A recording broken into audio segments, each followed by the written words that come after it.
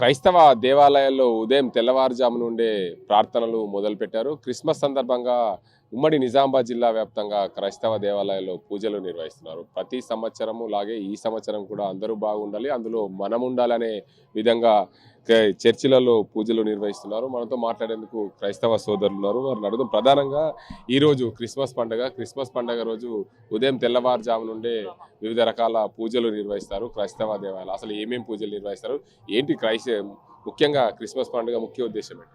ముందుగా ప్రపంచంలో ఉన్న క్రైస్తవ సోదరులందరూ కూడా నా ప్రత్యేకమైనటువంటి క్రిస్మస్ శుభాకాంక్షలను తెలియజేస్తున్నాను. క్రిస్మస్ అనేది ప్రేమకు, శాంతికి సంకేతంగా ఉంది. యేసుక్రీస్తు ప్రభుల వారి లోకంలో జన్మించింది అట్టడుగున ఉన్న వారిని, బాధపడుతున్న వారికి ప్రేమ, శాంతిని పంచాలని ఆయన భూమి మీదకి వచ్చాడు. మానవుల కొరకు ఆయన తన ప్రాణాన్ని అర్పించాడు. కాబట్టి క్రిస్మస్ పర్వదినాన ఉదయం 5 గంటల నుంచే ప్రత్యేకమైనటువంటి ప్రార్థనలు మొదలవుతాయి. ఈరోజు కూడా ఉదయం 5 గంటల నుంచి 8 గంటల వరకు ప్రత్యేకమైనటువంటి కార్యక్రమాలు జరిగించబడ్డాయి. ఇప్పుడు కూడా 10 గంటల నుంచి 2 గంటల వరకు మరొక ప్రత్యేకమైనటువంటి ఆరాధనలు ఇక్కడ ఉంటాయి. కాబట్టి ఈ క్రిస్మస్ అనేది ప్రాముఖ్యంగా ఏంటంటే ప్రపంచంలో ఉన్న క్రైస్తవులందరి క్షేమం కొరకు, శాంతి కొరకు అందరూ సమాధానం కలిసి సహోదర భావం కలిగి ఉండాలనేదే క్రిస్మస్ యొక్క సందేశం. ముఖ్యంగా క్రిస్మస్ రోజు క్రిస్మస్ ట్రీని ఇక్కడ ప్రదర్శిస్తారు. క్రిస్మస్ ట్రీ పెడుతుంటారు చాలా మంది ఇళ్లలో కూడా. అసలు ఏంటి క్రిస్మస్ ట్రీ ముఖ్య ఉద్దేశం? క్రిస్మస్ ట్రీ అనేది కూడా శాంతికి సంకేతం అన్నట్టు. దాంట్లో ఉండే వివిధ రంగులు మన దేశంలో ఉండే అన్ని కులాలు, మతాల వారు ఒకటిగా ఉండాలనేది దాని యొక్క ఉద్దేశం అన్నట్టు.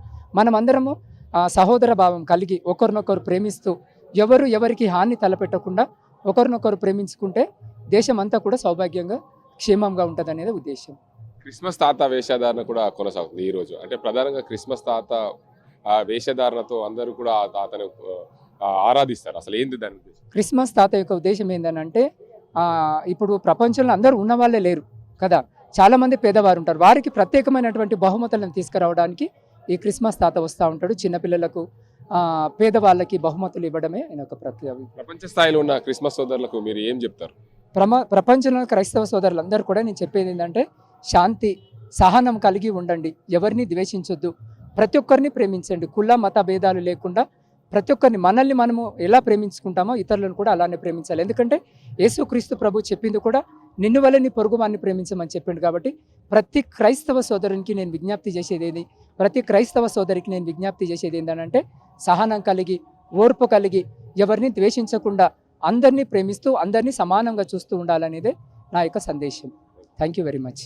మొత్తంగా చూడొచ్చు, ఏదైతే క్రైస్తవ పండుగ రోజు ముఖ్యంగా అందరూ సమానంగా ఉండాలి, కుల మతాలకు అతీతంగా ప్రతి ఒక్కరిని ఆరాధిస్తూ ఉండాలి, అందరినీ కూడా గౌరవిస్తూ ఉండాలి, అందరినీ కూడా ప్రేమించాలి అనే ముఖ్య ఉద్దేశమే క్రైస్తవ సోదరులకు అందరు కూడా ఈరోజు చెప్తున్నాం. క్రైస్తవ పండుగను అందరూ కూడా ఘనంగా జరుపుకునే దిశగా ఉదయం 5 గంటల నుంచే క్రైస్తవ దేవాలయాల్లో పూజలు నిర్వహిస్తున్నాం. ప్రతి సంవత్సరం కూడా ఏదైతే క్రిస్మస్ ట్రీ ఎలా అయితే ఉంటుందో క్రిస్మస్ ట్రీలో అన్ని రంగులు కలిపి ఉంటాయి. అన్ని కుల మతాలకు అతీతంగా ఆ క్రిస్మస్ ట్రీని చెప్పే విధంగా, దానికి అందరికి సమానంగా ఉండే విధంగా దాని ముఖ్య ఉద్దేశం. ఏదైతే ప్రతి ఒక్క కుల మతాలందరికీ అతీతంగా ప్రపంచ స్థాయిలో ఉన్న క్రైస్తవ సోదరులందరికీ క్రిస్మస్ శుభాకాంక్షలు తెలుపుతూ అందరూ కూడా అందరినీ ఆరాధించాలని ముఖ్య ఉద్దేశం అని చెప్పి చెప్తున్నారు. ఇది ఇక్కడ పరిస్థితి. అజింతో గంగారెడ్డి, RTV నిజామాబాద్. చరిత్ర సృష్టించినోడు ఇప్పుడు ఆ చరిత్రని తిరగరాయబోతున్నాడు. అబద్ధాల గోడల్ని బద్దలు కొట్టి నిజాలను రాగా మీ ముందుంచబోతున్నాడు. నిజమైన వార్తల కోసం వెంటనే డౌన్లోడ్ చేసుకోండి రా యాప్ని.